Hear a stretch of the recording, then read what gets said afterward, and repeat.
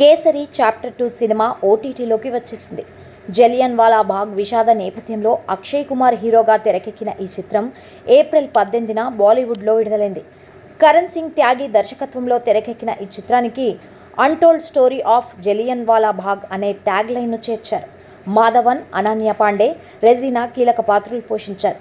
కరణ్ జోహార్ నిర్మించాడు. 1919 ఏప్రిల్ 13న అమృత్సర్లోని జలియన్ వాలా బాగ్లో జరిగిన కాల్పులు, తొక్కిసలాటలో చాలామంది ప్రాణాలు కోల్పోయారు. ఈ నేపథ్యంలో ఈ చిత్రం రూపొందింది.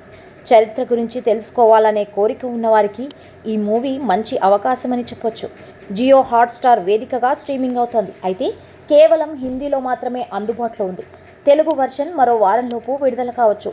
స్వాతంత్ర ఉద్యమంలో భాగంగా ఏప్రిల్ 13, 1919లో పంజాబ్లోని అమృత్సర్కు సమీపంలో ఉన్న జలియన్ వాలా బాగ్లో సమావేశమైన భారతీయులపై అప్పటి పంజాబ్ జనరల్ డయ్యర్ విచక్షణ రహితంగా కాల్పులు జరుపుతాడు.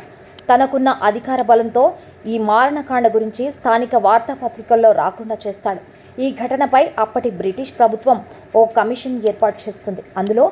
అందులో బ్రిటిష్ వైస్రాయ్ కౌన్సిల్లో సభ్యుడిగా ఉన్న భారత న్యాయవాది శంకర్ నాయర్ కూడా ఉంటాడు.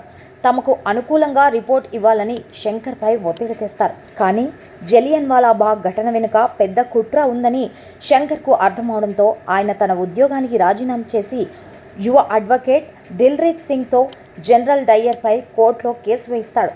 బాధితుల తరపున ఆయన వాదిస్తాడు. డయ్యర్ తరపున వాదించేందుకు ఇండో బ్రిటన్ న్యాయవాది నెవిల్లే మెక్లీనే రంగంలోకి దిగుతాడు.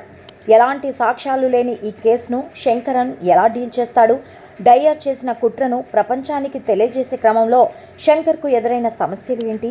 యువ అడ్వకేట్ దిల్రీత్ సింగ్ ఆయనకు ఎలాంటి సహాయం చేసింది? చివరికి డయ్యర్ చేసిన తప్పులను సాక్ష్యాలతో సహా ఎలా బయటపెట్టాడు అనేది మిగతా కథ.